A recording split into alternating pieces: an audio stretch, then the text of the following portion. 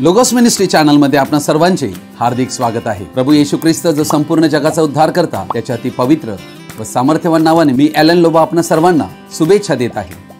हे channel subscribe करणाऱ्या सर्वांचे मी हृदयपूर्वक आभारी आहे। आजचा हा संदेश जर तुम्ही पहिल्यांदाच पाहत असाल व जर तो तुम्हाला आवडला तर कृपया तुम्ही तो लाईक करावा, शेअर करावा व संदेशाचे नोटिफिकेशन व भविष्यात येणारे नवीन संदेश तुम्हाला काय मिळण्यासाठी तुम्ही बेल रिंग प्रेस करावी। Thank you and God bless you.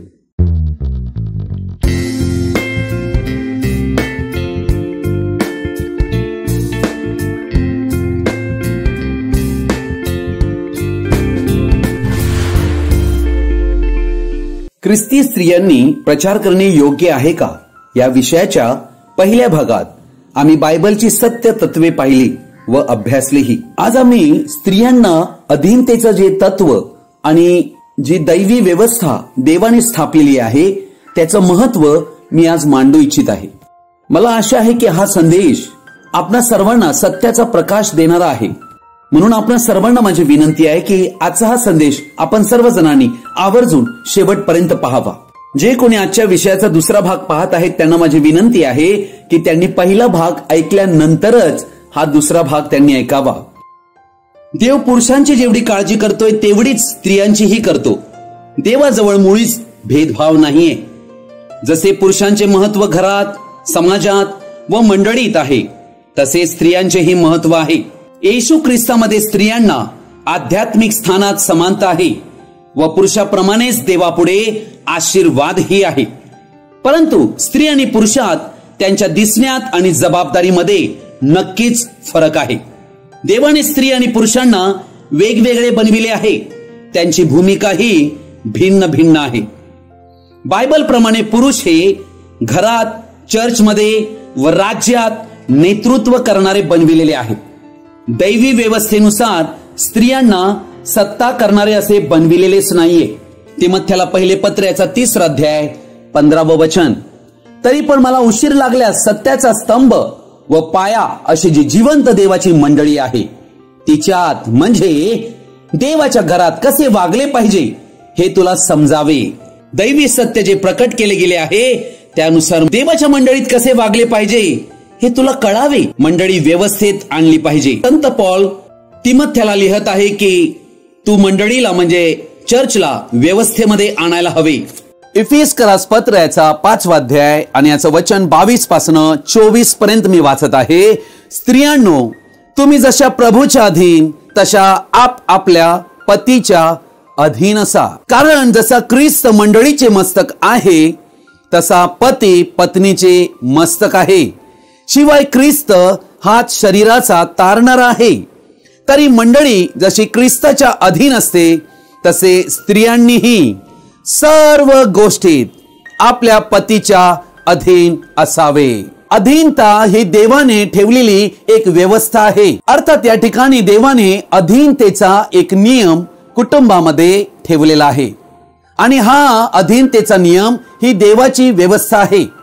हीच व्यवस्था देवाने आपल्या चर्चमध्ये म्हणजे मंडळीमध्येही ही व्यवस्था ठेवलेली आहे।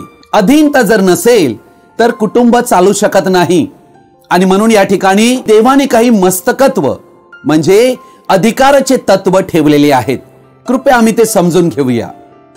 पेत्राचे पहिले पत्र याचा 3 अध्याय 1 वचनापासून मी वाचत आहे। तसे स्त्रियांनो, तुम्हीही आपापल्या पतीच्या अधीन असा, यासाठी की कोणी वचनाला अमान्य असले तरी तुमचे भिडस्तपणाचे निर्मळ वर्तन पाहून ते वचन वाचून आपल्या स्त्रियांच्या वर्तनाने मिळवून घेतले जावे।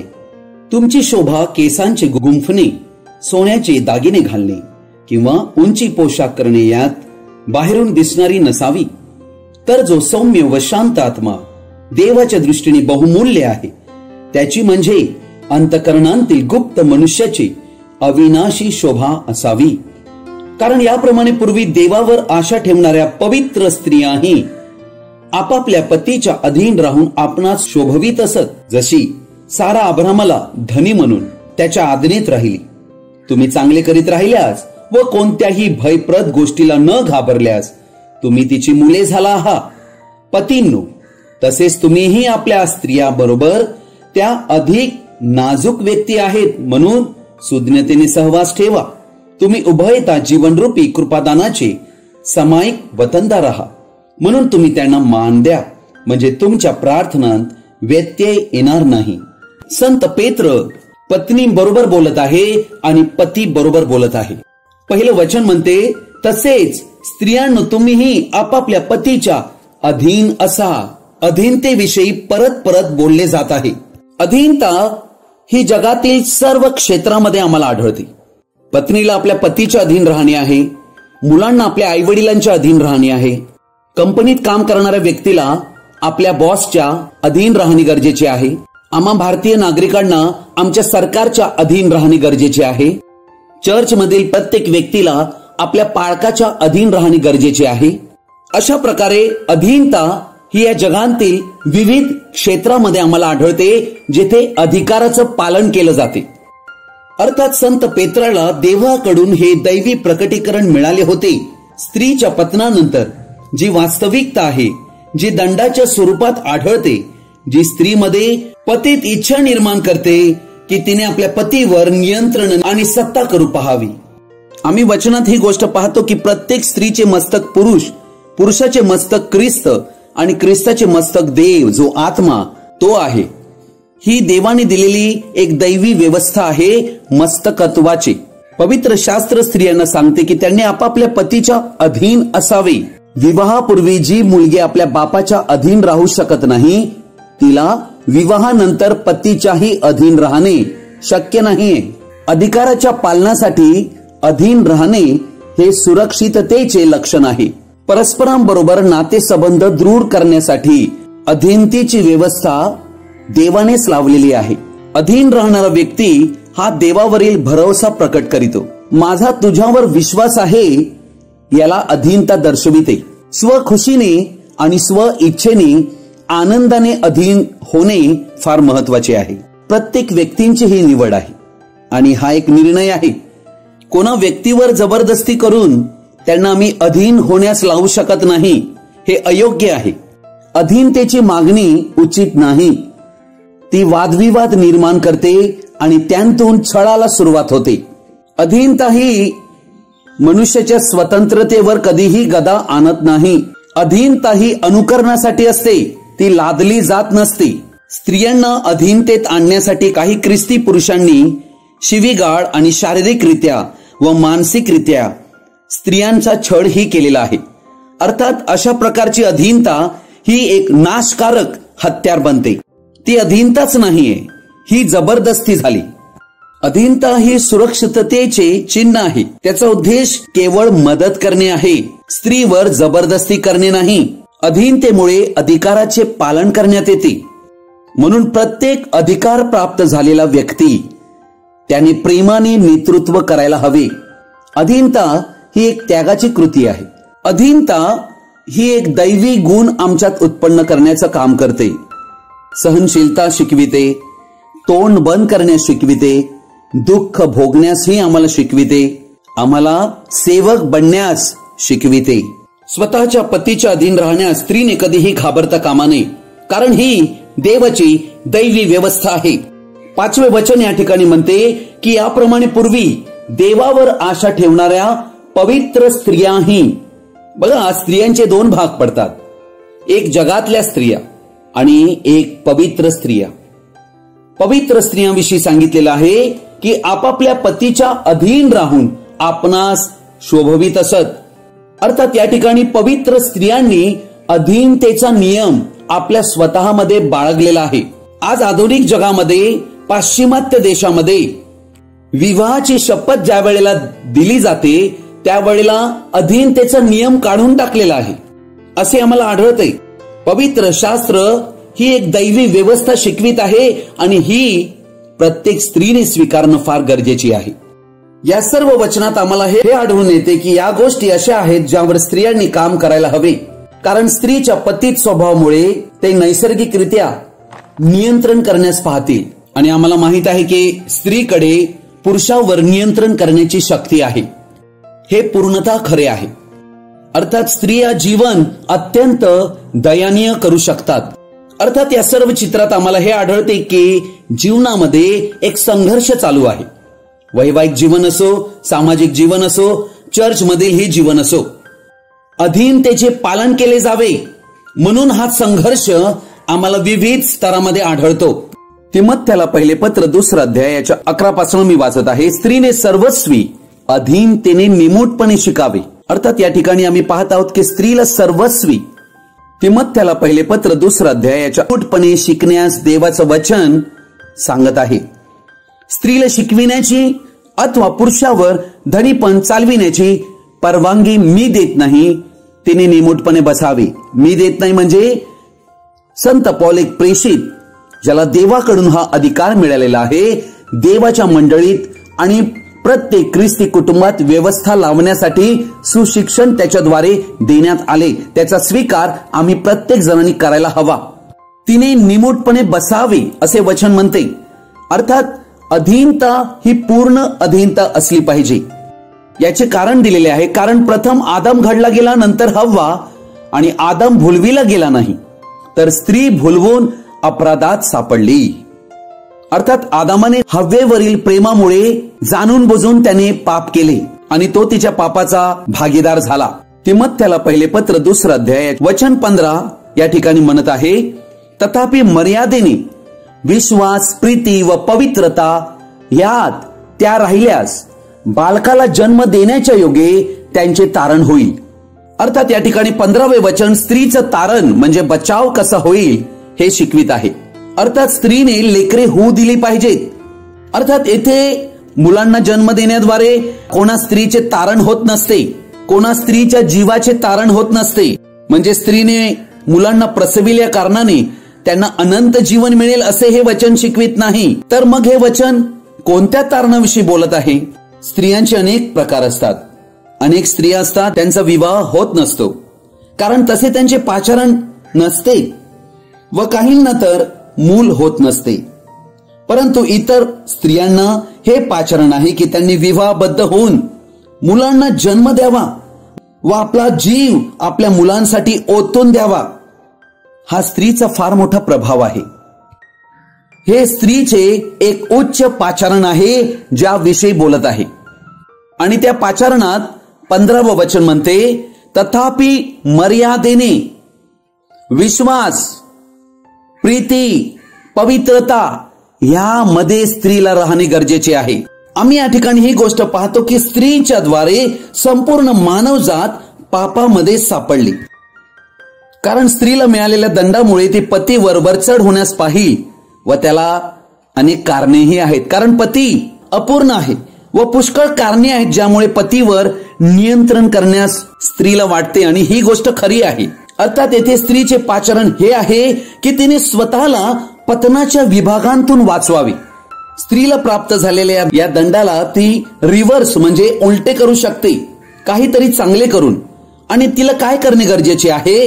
तर जी लेकरे देवाने तिला दिलेली आहेत त्या लेकरांना देवासाठी वाढविणे ही गोष्ट फारच महान गोष्ट ठरेल.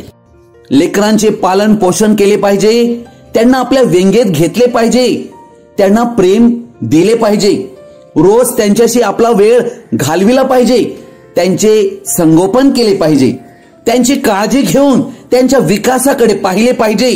ही स्त्रीची अद्भुत संधी आहे. देवाने जसे आम्हाला डिझाईन केले आहे त्यात जर आम्ही बनून राहू तर प्रत्येक जणाची भरभराट होईल. आम्ही पाहतो की पाळक म्हणून आज अनेक स्त्रिया काम करत आहेत. परंतु तिमोथेला पहिले पत्राच्या 3 अध्यायातलं 2 वचन मी आपणापुढे वाचत आहे. अध्यक्ष अदृश्य, एका स्त्रीचा पती, नेमस्त, स्वस्थ चित्त, सभ्य, अतिथीप्रिय, निपुण शिक्षक असा असावा. तिमोथेला पहिल्या पत्रातल्या 3 अध्यायात 1 ते 13 वचनामध्ये पास्टरचं जे काही क्वालिफिकेशन आहे ते आम्हाला आढळत आहे. अर्थात पहिल्या वचनात आम्ही पाहतो अध्यक्ष हा पुरुष आहे, येथे स्त्रीला पाचारण नाहीये, म्हणून हा अध्यक्ष पास्टर चर्चचा प्रमुख आहे. अर्थात या ठिकाणी आम्ही पाहत आहोत की कोणत्याही स्त्रीला पास्टर, वडील, एल्डर, डीकन, वर्शिप लीडर्स किंवा अध्यक्ष किंवा बिशप म्हणून नेमण्यात येत नाही. आम्ही पाहत आहोत की वचन स्पष्ट म्हणते की एका पुरुषाला पाळक म्हणून नेमण्यात येते. 4 आणि 5 वचन म्हणते, आपल्या घरची व्यवस्था चांगली ठेवणारा, आपल्या मुलाबाळांना भीड मर्यादेचे वळण लावून त्यांना स्वाधीन ठेवणारा असा असावा.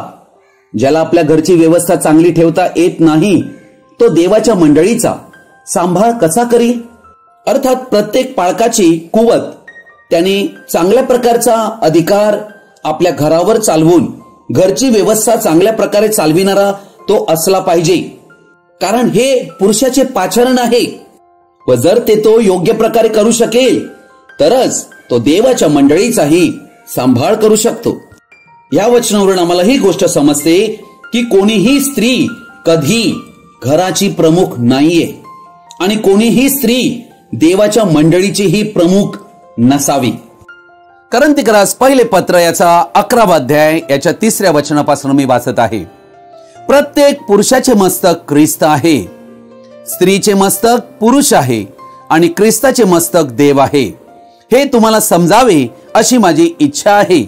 अर्थात या ठिकाणी आम्ही मस्तकाची एक ऑर्डर व्यवस्था जी देवाने लावली आहे ती संत पॉल समजावित आहे आणि त्याची इच्छा आहे की आम्ही ही गोष्ट समजावी. स्त्रीवर मस्तकत्व असल्या कारणाने आणि स्त्रीला अधीनता दिल्या कारणाने तिने आपले मस्तक आच्छादने गरजेचे आहे आणि केस हे तिला आच्छादनासाठी देण्यात आलेले आहेत.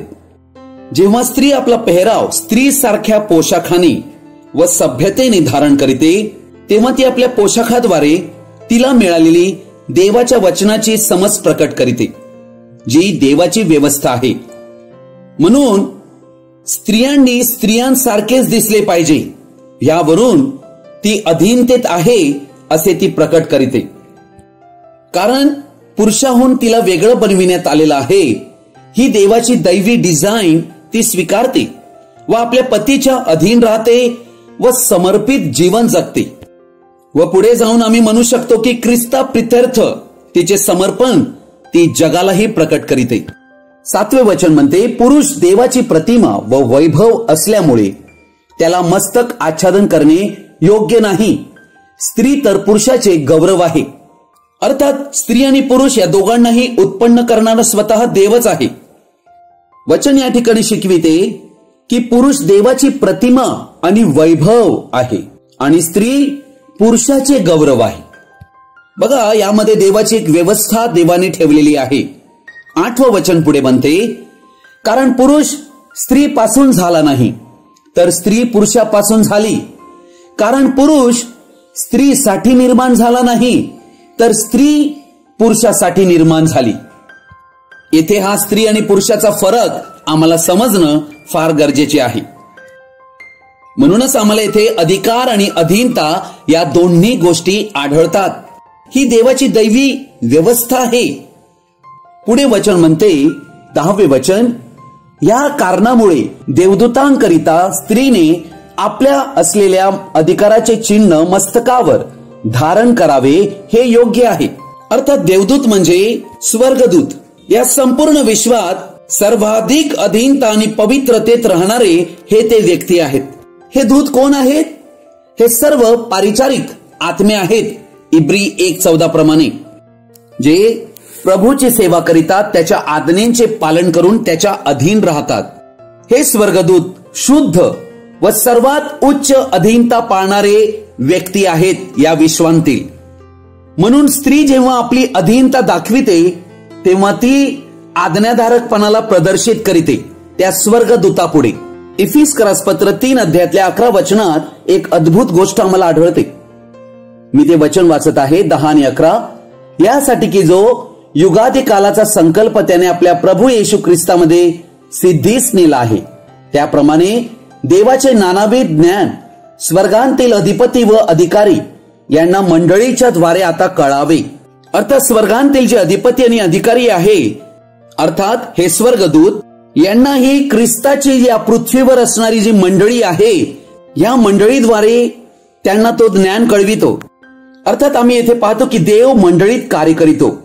ही ख्रिस्ताची मंडळी आहे जी स्वर्गदूतापुढे प्रदर्शित होते. स्वर्गदूत ही मंडळीद्वारे देवाचे गौरव अपेक्षितात. स्वर्गदूत पाहतात की स्त्रिया कशा प्रकारे पुरुषांवर धनीपण करीत आहेत व कशा मंडळामध्ये प्रचारक बनले आहेत व आपली भूमिका सोडून देऊन पतीवर वरचढ होत आहेत. जेथे जेथे अशा स्त्रिया आढळतात तेथे तेथे पुरुष दुर्बळ आहेत. 1 कोरिंथ्याच्या 11 अध्यायातल्या 10वे वचन म्हणून म्हणते, या कारणामुळे देवदूतांकरिता स्त्रीने आपल्यावर असलेल्या अधिकाराचे चिन्ह मस्तकावर धारण करावे हे योग्य आहे. आणि त्याचा अर्थ काय? स्त्रीने आपले केस जे देवाने तिला गौरव म्हणून दिले आहेत आणि पुरुषांपेक्षा ते अधिक वाढतात, ते तिने कधीही कातरता कामा नये. स्त्रीने आपले केस न कातरता ते वाढवू द्यावे आणि आपल्या अधिकाराचे चिन्ह म्हणून आपल्या मस्तकावर ते धारण करणे योग्य आहे असे वचन शिकविते. वचन 11 म्हणते, तरी प्रभूमध्ये पुरुष स्त्रीपासून वेगळा नाही आणि स्त्री पुरुषापासून वेगळी नाही. गलतीकरस पत्र याचा 3 अध्याय 28 वचन म्हणते, यहुदी व हेल्लनी, गुलाम व स्वतंत्र, पुरुष व स्त्री हा भेदच नाही, कारण तुम्ही सर्वजण ख्रिस्त येशूच्या ठाई एकच आहात. अर्थात अनेक स्त्रिया हे वचन दाखवून पुरुष आणि स्त्री यात भेदच नाही अशा प्रकारचा दावा करून ते यावर आक्षेप घेतात. परंतु प्रियजन हो, आम्हाला देवाच्या व्यवस्थेचे संपूर्ण चित्र समजण्यासाठी देवाने दिलेले संपूर्ण वचन आम्हाला स्वीकारणे गरजेचे आहे. कोणते तरी एखादे वचन घेऊन आम्ही त्यांतून सिद्धांत किंवा एखादे तत्व बनवू शकत नाही. अर्थात वचन या ठिकाणी स्पष्टपणे शिकवित आहे की ख्रिस्तामध्ये पुरुष व स्त्री एक आहेत. आध्यात्मिकरित्या दोघेही एक आहेत, कारण तसे त्यांना सुरुवातीला देवाने बनविले, नर आणि नारी, म्हणून त्यांच्यामध्ये कोणते पदक्रम नाहीये. 12 वचन, कारण जशी स्त्री पुरुषापासून तसा पुरुष स्त्रीच्या द्वारे आहे आणि सर्व काही देवापासून आहे. म्हणून 13वे वचन म्हणते, तुम्हीच आपसात ठरवा, मस्तकावर आच्छादन घेतल्या वाचून देवाची प्रार्थना करणे स्त्रीला शोभते काय? अर्थात स्त्री आणि पुरुष दोघेही आध्यात्मिकरित्या परस्परावर अवलंबून आहेत व त्या सर्व समर्थ न्यायी देवाने ही भूमिका स्त्री आणि पुरुषांसाठी ठेवलेली आहे. 16वे वचन म्हणते, तरी पण जर कोणी वितंडवादी दिसला तर आपल्यात अशी रीत नाही आणि देवाच्या मंडळांतही नाही. अर्थात वितंडवादी म्हणजे वाद करणारा व्यक्ती, ज्याला या गोष्टी पटत नाहीत, जो देवाच्या वचनाशी सहमत नाही. तर संत पौल म्हणतो की अशी रीतच देवाच्या मंडळीमध्ये नाही. ख्रिस्ताची मंडळी ख्रिस्ताच्या वचनाच्या दिलेल्या व्यवस्थेच्या अधीन राहणारी आणि त्याचा स्वीकार करून हृदयाने पालन करणारी आहे. ही ती पवित्रांची मंडळी आहे. मानवजात ही कुटुंबांनी बनलेली असते. ती देवाची रचना, डिझाईन आहे. परंतु जेव्हा देवाने स्थापलेली कुटुंबे दृढ आढळतात तेव्हा चर्च म्हणजे मंडळी देखील दृढ व मजबूत आढळते. म्हणजे कुटुंबे जर व्यवस्थित असतील तर मंडळी देखील व्यवस्थित राहील. त्या कुटुंबाचे परस्पराशी नाते हे समाजात दिसून येते व ते नाते चर्चमध्येही आढळते. पुरुषांचे काम नेतृत्व करणे, अन्न भरविणे, सुरक्षितता देणे व पुरवठा करण्याचे आहे. स्त्रीची भूमिका सहाय्य करणे व संगोपन करणे आहे. मुलांचे काम आज्ञा पालन करणे होय. इफिसकरास पत्र याचा 5वा अध्याय आणि याचं वचन 22 पासून 24 पर्यंत मी वाचत आहे. स्त्रियांनो, तुम्ही जशा प्रभूच्या अधीन तशा आपल्या पतीच्या अधीन असा. कारण जसा ख्रिस्त मंडळीचे मस्तक आहे तसा पती पत्नीचे मस्तक आहे. शिवाय ख्रिस्त हाच शरीराचा तारणारा आहे. तरी मंडळी जशी ख्रिस्ताच्या अधीन असते तसे स्त्रियांनीही सर्व गोष्टीत आपल्या पतीच्या अधीन असावे. अधीनता ही देवाने ठेवलेली एक व्यवस्था आहे. अर्थात या ठिकाणी पती आणि पत्नी, अधिकार आणि अधीनता या दोघांचे पालन आम्हाला दिसते आणि त्याचे नाते ख्रिस्त आणि मंडळीशी जोडलेले दिसते. अर्थात ही देवाची रचना आहे. म्हणून ख्रिस्ताची मंडळी, चर्च, तिचं चित्र विवाहात दाखविले गेलेले आहे. म्हणून देवाची मंडळी ही अशा प्रकारे अधीनतेत राहणारी मंडळी आहे. या जगामध्ये आम्ही पाहत आहोत की जरी कुटुंबे असले तरी परंतु देवाच्या व्यवस्थेला न मानणारे लोक आम्हाला आढळत आहेत, जे प्रत्येक जण व्यक्तिगतरित्या जगत आहेत. अधिकार आणि अधीनता याचे सूत्र ते मानत नाहीत. म्हणून आज आधुनिक जगामध्ये आम्हाला लग्नापेक्षा डिव्होर्सला फार जलद गती मिळत आहे. कारण त्यांना कुटुंब म्हणजे काय पडलेलं नाही. पुरुषाचा अधिकार त्यांच्यासाठी काही नाही, स्त्रियांची अधीनता त्यांच्यासाठी काहीही नाहीये. म्हणजे आम्हाला एकंदर असे आढळते की प्रत्येक जण स्वतंत्ररित्या व्यक्तिगतरित्या चालत आहेत आणि जग देवाविरुद्ध त्याने लावलेल्या दैवी व्यवस्थेविरुद्ध फार कठोरपणाने फितुरी व बंडखोरी करीत आहे. हे ते करून काय दाखवितात, तर एकंदर देवाचे अस्तित्वच तुच्छ मानतात व नाकारतात. अशा प्रकारे व्यक्तिगतरित्या असे जग वागत असल्याने संस्कृती ही नष्ट होत आहे व त्याचा दुष्परिणाम चर्च मंडळामध्ये आढळून येत आहे. म्हणून चर्च ही देवाचा अधिकार व आज्ञा सर्रासपणे धिक्कारताना आढळत आहेत. त्यांना देवाचा काही आदर वाटत नाही. फितुरी करणाऱ्या स्त्री प्रचारक व स्त्री पाळक यांनी चर्च भरत चाललेले आहेत. जगभरात असे चर्च वाढत चाललेले आम्ही पाहत आहोत. देवाने तर आपले वचन, सत्य वचन एकदम पारदर्शकपणे आम्हाला कळविलेले आहे. यशायाचं पुस्तक याच्या 3 अध्यायामध्ये आम्हाला आढळते की देवाचा न्याय यहुदा व यरुशलेम यांच्यावर येत आहे. अर्थात हा शास्त्र भाग फारच सामर्थ्यवान शास्त्र भाग आहे. हा शास्त्र भाग त्या काळी दिलेली एक भविष्यवाणी होती इस्रायल लोकांसाठी व आजच्या काळासाठी ही भविष्यवाणी आहे. ज्या आधुनिक युगात तुम्ही आणि आम्ही राहत आहोत. काय म्हणते वचन, आम्ही वाचूया.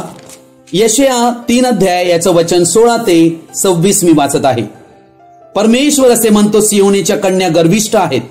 त्या मान ताठ करून व डोळे मारीत चालतात. आपल्या पायांतील नुपुरांचा छमछम आवाज करीत ठुमकत चालतात. म्हणून प्रभू सियोनीच्या कन्यांच्या माथ्यावर खवडे उठवी व परमेश्वर त्यांचे गुहांगे उघडे करी.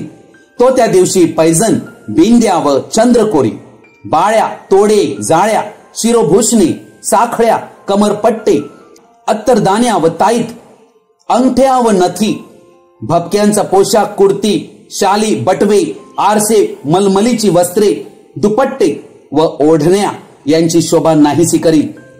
आणि मधुर सुवासांच्या जागी कुजल्याची घाल, कमरपट्ट्यांच्या जागी दोरी, वेणी फणी केलेल्या केसाच्या जागी टक्कल, झग्याच्या जागी गोंताटाचे वेष्टन व सौंदर्याच्या जागी व्रण असे होईल.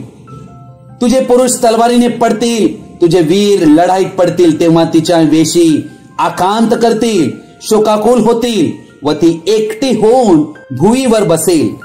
अर्थात त्या काळामध्ये स्त्रिया, इस्रायली स्त्रिया, त्याविषयी हे वचन लिहिलेलं आहे. देवाने नेमलेल्या मर्यादेचे उल्लंघन करणाऱ्या स्त्रिया येथे आम्हाला आढळतात, ज्या त्यांच्या पतीवर नियंत्रण करू इच्छितात व कामुकरित्या डोळे मारून त्या चालत आहेत. त्यांची एक वेगळी चाल दाखविलेली आहे. अर्थात त्या गर्विष्ठ झालेल्या आहेत. आजच्या जगातील संपूर्ण फॅशन व त्यांतून झालेले स्त्रियांचे पतन व त्यामुळे येणारा देवाचा क्रोध या वचनामध्ये दर्शविलेला आहे. अर्थात वचन 25 म्हणते, तुझे तरुण तरवानीने पडतील, तुझे वीर लढाईत पडतील. अर्थात स्त्रियांच्या अशा वरचढपणामुळे पुरुषांची स्थिती अधिकाधिक कमजोर होत जाईल अशी ही भविष्यवाणी सांगत आहे. कारण संपूर्ण जगभर आम्हाला सर्वत्र आढळत आहे की पुरुषांपेक्षा अधिक स्थान मिळण्यासाठी स्त्रिया प्रयत्नशील आहेत. याचे कारण काय? कारण स्त्रिया या उत्पत्ती 3 मधील दंडाखाली जगत असल्या कारणाने स्त्रियांना वरचढपणा करून आपल्या कह्यात पुरुषांना ठेवावे अशी परिस्थिती येईल. म्हणून वचन आम्हाला या ठिकाणी आढळत आहे 25वे वचन की तुझे पुरुष तरवारीने पडतील व वीर लढाईत मरतील. अर्थात येथे स्त्रिया जिंकतील. कुटुंबातील संघर्षाचं चित्र हे दर्शविलेलं आहे. हे आजच्या आधुनिक जगाचे स्पष्ट चित्र आहे, ज्यात तुम्ही आणि आम्ही राहत आहोत व आम्ही अनुभवत आहोत. व वचन 26वे म्हणते की तिच्या वेशी आकांत करतील, शोकाकुल होतील व ती एकटी होऊन भुईवर बसेल. कारण आनंद आणि शांती राहणार नाही. कुटुंबाची अवस्था बिघडेल आणि त्या एकट्या पडतील आणि शोकाकुल होतील, आकांत करतील. त्याच 3 अध्यायामध्ये 12वं वचन म्हणते, माझ्या लोकांविषयी म्हणाल तर पोरे त्यांस पीडितात, स्त्रिया त्यांच्यावर अधिकार चालवितात. हे माझ्या प्रजे, तुझे नेते तुला बहकवितात. अर्थात ज्या स्त्रियांना देवाच्या वचनाने मनाई केलेली आहे ते नेते बनत आहेत. लोकांना, मंडळांना बहकवीत आहेत असं वचन या ठिकाणी लिहिलेलं आहे. जेव्हा स्त्रिया या सर्वत्र वरचढ होताना आढळतात तेव्हा त्या नाश आणतात. जेव्हा आम्ही दैवी व्यवस्थेला उलथून टाकतो तेव्हा नाश येतो. जर प्रभूची इच्छा असेल तर या विषयाचा तिसरा भाग ही येणाऱ्या दिवसामध्ये अभ्यासू. Thank you and God bless you. प्रभू येशू ख्रिस्ताची कृपा, प्रेम, दया, आनंद आणि शांती आपणा सर्वांबरोबर तो येईपर्यंत कायम राहो. आमेन. आजचा हा संदेश आपण सर्वजणांनी ध्यानपूर्वक आणि शेवटपर्यंत पाहिल्याबद्दल आपणा सर्वांचा मी हृदयपूर्वक आभारी आहे. हा संदेश ऐकल्यानंतर नक्की तुम्हाला काय कळले तुम्ही कृपया कमेंट बॉक्समध्ये कळवू शकता किंवा माझ्याशी व्यक्तिगत संपर्क साधू शकता. Thank you and God bless you.